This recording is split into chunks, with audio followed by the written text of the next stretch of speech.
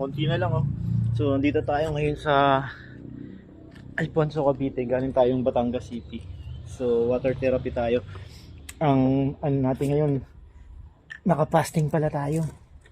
So marami akong natutunan. So may mga pinanood ako, mga sinasabi ng doktor about dito, and i-share ko sa inyo yon sa mga susunod na araw. Pero ngayon, ubusin muna natin to.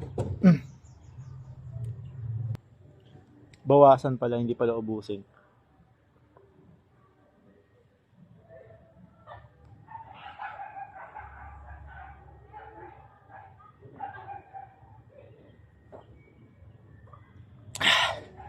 Yun, sabi ng mga doktor, ang too much alkaline is masama din sa ating katawan.